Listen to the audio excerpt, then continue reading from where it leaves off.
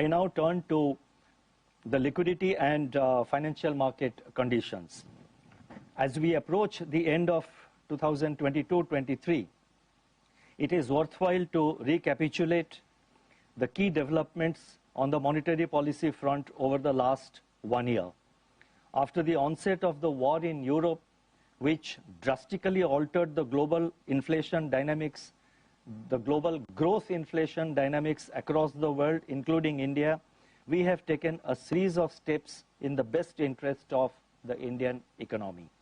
We accorded primacy to price stability over growth in April 2022.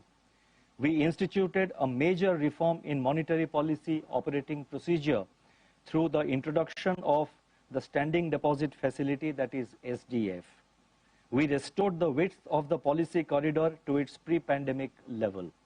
We raised the repo rate by 40 basis points and the cash reserve ratio by 50 basis points in an off-cycle meeting in May 2022. We shifted the policy stance to focus on withdrawal of accommodation. We continued the rate tightening cycle in every meeting of the MPC thereafter. And we adopted a nimble and flexible approach to liquidity management by conducting both variable rate reverse repo and variable rate repo operations as per requirement. As a result of all these measures, and this is very important, as a result of all these measures, the real policy rate has been nudged into positive territory. The banking system has moved out of the chakra view of excess liquidity.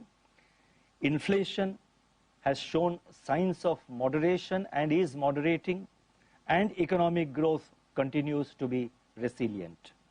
As I make this statement, system liquidity remains in surplus, though of a lower order compared to April 2022. In the period ahead, while higher government expenditure and anticipated return of forex inflows are likely to augment systemic liquidity, it would get modulated by the scheduled redemption of the LTRO and TLTRO funds during February to April 2023.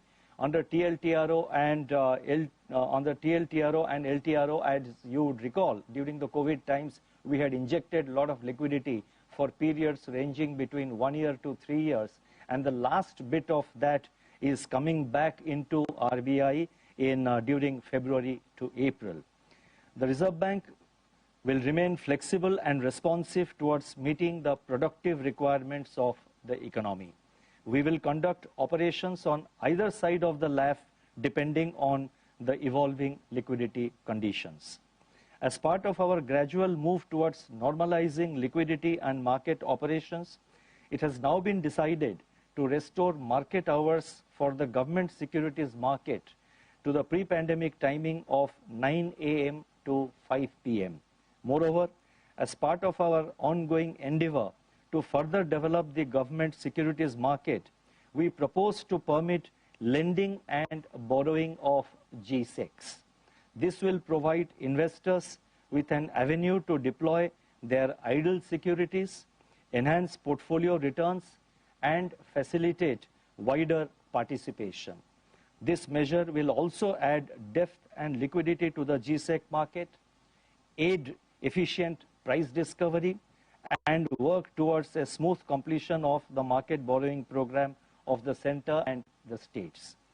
The pace of transmission of monetary policy actions to both lending and deposit rates has strengthened in the current tightening cycle. The weighted average lending rate, that is WLR, on fresh rupee loans and outstanding rupee loans. There are two components. One is on the fresh loans that's now being given, and on the outstanding loans, they increased by 137 basis points and 80 basis points respectively during May to December.